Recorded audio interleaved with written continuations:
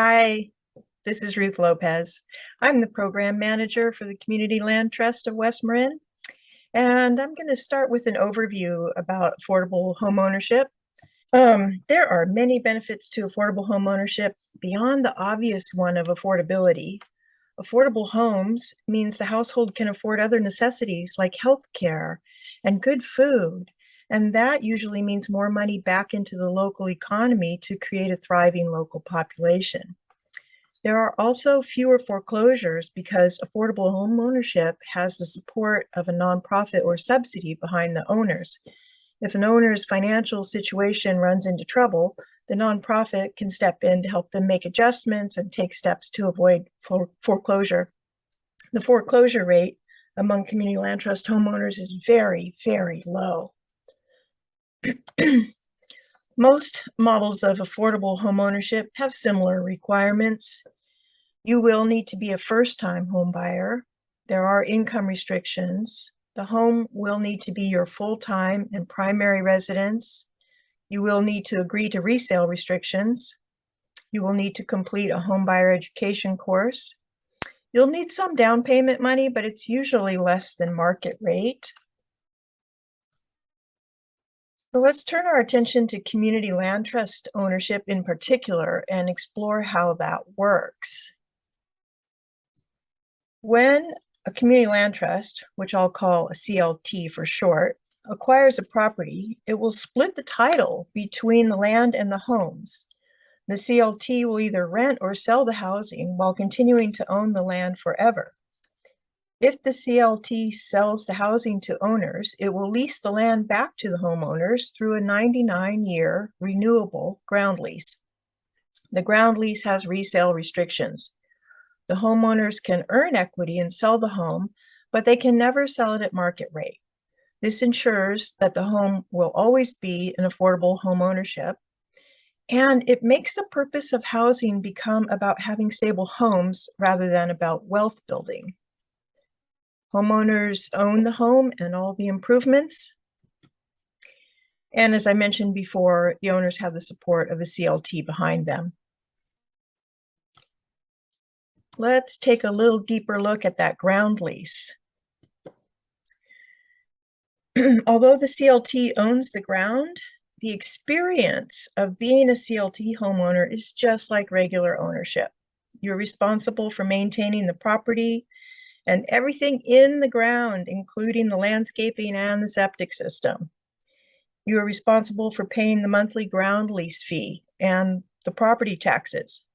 Property taxes will be reduced, however, because you do not own the land and you have resale restrictions. You can make improvements to the property, but you will usually be required to have a conversation with the land trust about any major improvements you wish to make. CLAM is a small CLT, and we've only done 2 home ownerships. Most of our properties are rentals. We hope to do more home ownerships. For each of the home ownerships that we have done, the household was able to purchase the property for about half of market value. In our most recent home ownership in 2018, the owners were able to purchase this 3-bedroom home for $400,000. They paid about $5,000 in down payment, and their monthly ground lease fee is $50.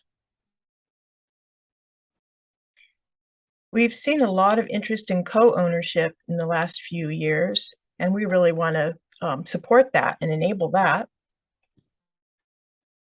When you buy a property with another household, you can pool your resources and have more buying power together, and you have built-in community, which many people find desirable. For even greater affordability, 2 or more households could buy a community land trust property and own the housing together, while the community land trust owns the ground, thereby taking the cost of the ground out of the cost of ownership. A property with a main house and a second unit would be an ideal candidate for tenants in common ownership. Many years ago, CLAM helped 2 households buy a property as tenants in common. CLAM simply tied the property up in escrow while the households got their financing together. We did not own the ground in that situation.